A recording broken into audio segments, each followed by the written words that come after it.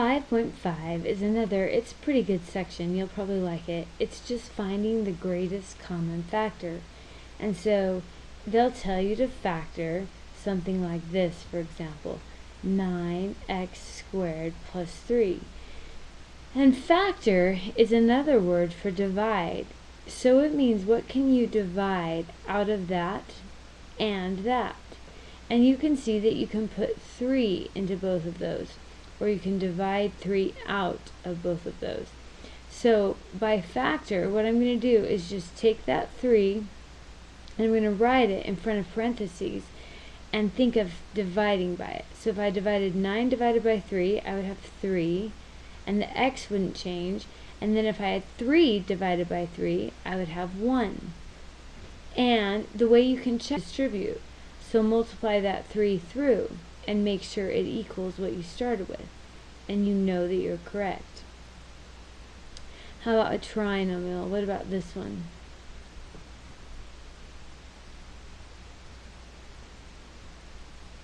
Alright, now look at that and think, what is the biggest number that will go into all of those? 20, 4, and 12. And you can probably see that 4 is going to go into all of them. Now, this is supposed to be cubed. I apologize. What is the biggest x that will go into all of those? X squared, x to the third, and x to the fourth.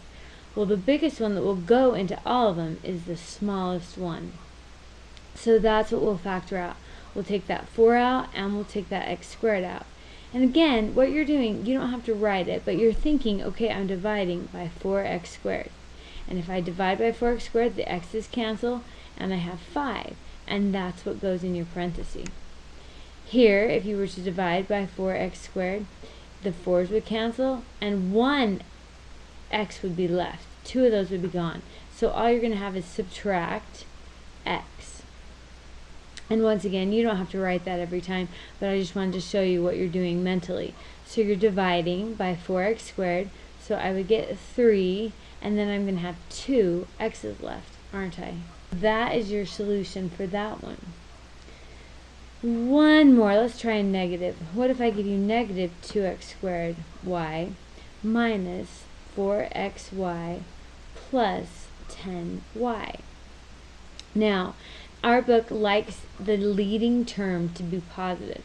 So when I factor, I'm going to factor out a negative, which will change every single sign, but the point is my leading term will be positive. So I'm going to factor out a negative, and what's the biggest thing that will go into 2 and 4 and 10? And that's a 2, isn't it? So a negative 2. I can't take an x out of everything because this one doesn't have an x. Alright, now once again, think of just dividing each term by negative 2y. Write your parentheses, and if I take a 2 out and a negative out, it becomes positive, and I'm going to take the y out also, so all I have left is positive x squared. And 4 divided by 2 is 2. The y's cancel, but the x is still there.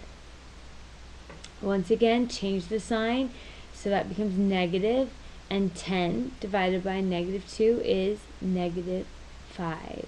And y divided by y is 1, so that's gone. And that's your solution. Now, they'll take it one step further, and they'll give you something like this. And the first thing I always ask my class is, how many terms are in that expression? And some people say different things, but remember, terms are separated minus signs, not in parentheses.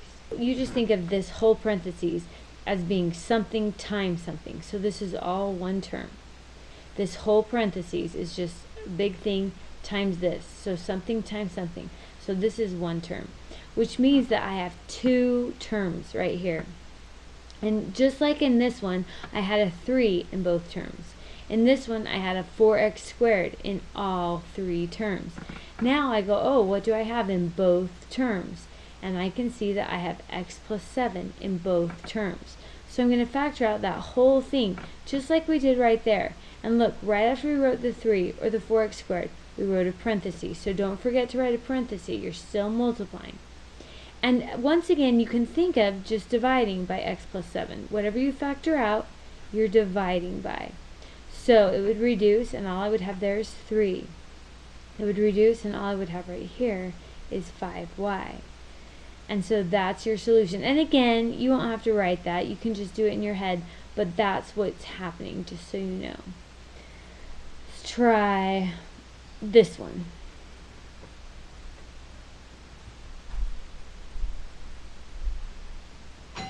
Now, I'm going to go ahead and group those into groups like that. I'm going to make it look something like this.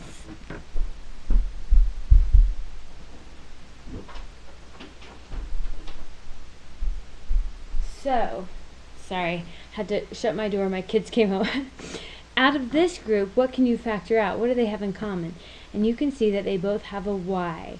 So I'll take that y out, which is where I'll factor a 3 out, which leaves me as 5. Now look, just like this problem, we have a common part of both terms. I have an x minus 5 in this, and I have an x minus 5 in this. And once again, you only have 2 terms. Up here, you had 4 terms. And there was nothing you could take out of all 4 terms. There was no common factor. And so this is called factor by grouping. So when you don't have a common factor for everything, you can group it. And if you get this, then you're good to go. If you don't get a common part of your factor, then you might have to come up here and rearrange it. I think our book is pretty nice, and they usually give them to you in the order it works, but in future classes you might just have to rearrange to make it work like this. Once again, now I take the common factor out, and what I'm left with here is the y, and here is the 3. Let's make sure we've got that. Let's do another one. Let's do one that might try and throw us with a negative sign. So, looking at this problem, alright, first of all, if I'm supposed to factor, my directions will say factor, I look at all 4 terms and see if there's anything I can take out, and there's not. So then I'm going to try to group it, and I might have to rearrange it, but we'll go ahead and try it in the order they gave it to us in. So if I group those first 2, I see I could take an a squared out, which leaves me b squared, and then right here, be careful, a squared divided by a squared is 1. I always see people forget that. Don't leave that there. Don't leave nothing there. Make sure you put the 1.